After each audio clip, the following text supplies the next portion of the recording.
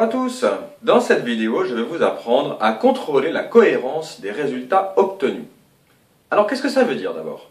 Ça veut dire que quand on doit résoudre un problème, ou en tout cas quand on a réalisé un calcul, eh bien on doit tout simplement vérifier si ce qu'on trouve veut dire quelque chose, si ça a du sens, si c'est possible, si c'est cohérent tout simplement.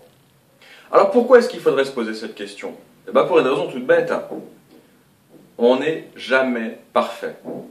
Personne n'est parfait, personne n'est infaillible, et on peut tous faire des erreurs. D'ailleurs, on en commet tous. Alors, vu qu'on commet tous des erreurs, vu qu'on peut tous en faire, il y a donc deux possibilités. Soit on en est conscient et on vérifie ce qu'on a trouvé, soit on s'en fiche et on laisse passer des bêtises. Alors, maintenant, il faut se poser la question de comment on va contrôler la cohérence des résultats. Eh bien, on va voir maintenant deux exemples qui nous permettront de bien comprendre cela. Alors, voici notre premier exemple. Imaginez la situation. J'ai pris ma voiture, j'ai roulé pendant 5 heures en voiture, à la vitesse de 80 km/h. Et je cherche quelle distance est-ce que j'ai parcouru. Alors pour ça, j'ai fait un calcul, et le calcul que j'ai réalisé, c'est celui-là. 80, les 80 km/h, divisé par 5, c'est-à-dire les heures. Quand on fait ce calcul-là, on peut le faire de tête, on peut même le faire à la calculatrice, on trouve 16. Conclusion, j'ai roulé sur 16 km. Maintenant, il faut se poser la question, est-ce que ce résultat est cohérent? Est-ce qu'il a du sens? Est-ce qu'il est possible? Voyons voir.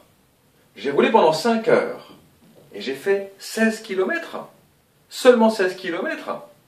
C'est un escargot qui fait ça, c'est pas possible. 5 heures à 80 km/h. D'abord, qu'est-ce que ça veut dire 80 km/h? Ça veut dire qu'en 1 heure, je fais 80 km. Alors en 1 heure, je fais 80 km et en 5 heures, j'en fais 16. C'est totalement impossible, c'est surtout totalement incohérent. Alors savoir que ce résultat est incohérent ne nous permet pas de savoir quel est le bon résultat. Mais au moins, ça nous met la puce à l'oreille, on sait qu'il y a une erreur quelque part. Alors qu'est-ce que c'est l'erreur? Ici, j'ai divisé 80 par 5. Et non, il ne faut pas diviser 80 par 5. Le bon calcul, c'était 80 multiplié par 5. Et ça ne fait pas 16. Ça fait 400.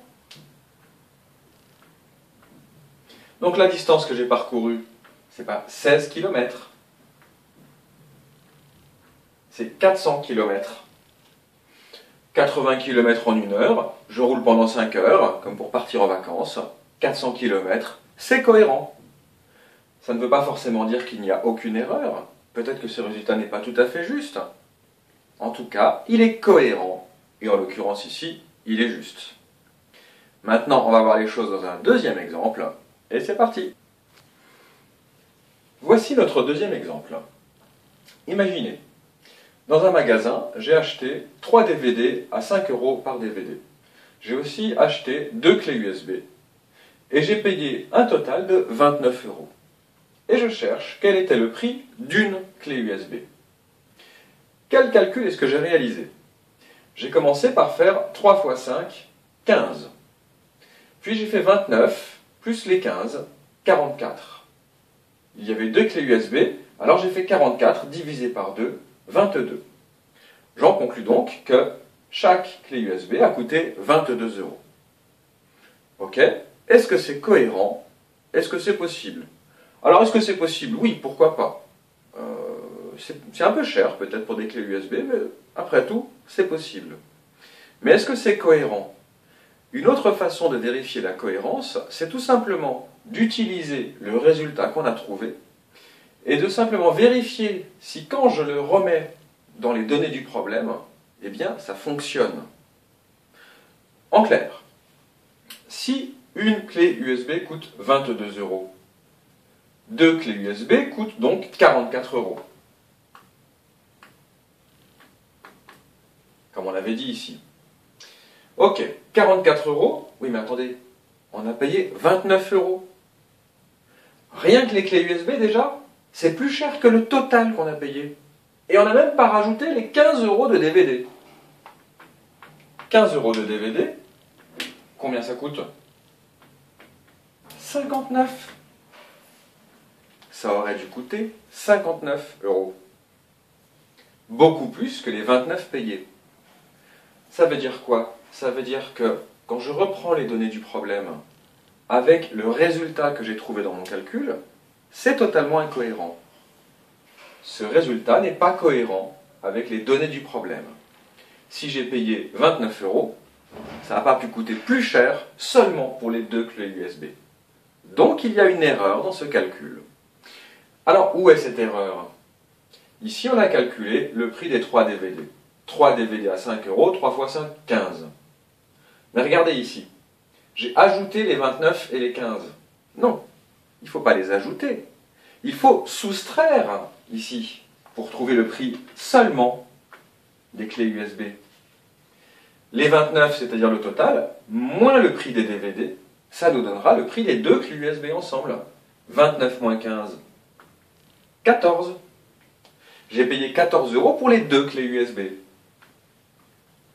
14 €, on va les diviser par 2, et ça fait 7. Ça voudrait dire qu'on a payé 7 € pour chacune des 2 clés USB. Ça correspond peut-être plus déjà au prix d'une clé USB, et surtout on va revérifier si c'est cohérent. Est-ce que ça marche bien? 7 € une clé USB, donc 2 clés USB, 14. Plus bas que les 29. 14 plus les 15 € de DVD, oui, 14 plus 15, ça fait bien 29. Ce résultat, cette fois, est cohérent avec les données du problème. D'accord? Donc, quand on a réalisé un calcul, quand on a résolu un problème, on doit toujours s'interroger. Est-ce que ce que j'ai trouvé est possible? Est-ce que ça veut dire quelque chose? Est-ce que c'est cohérent?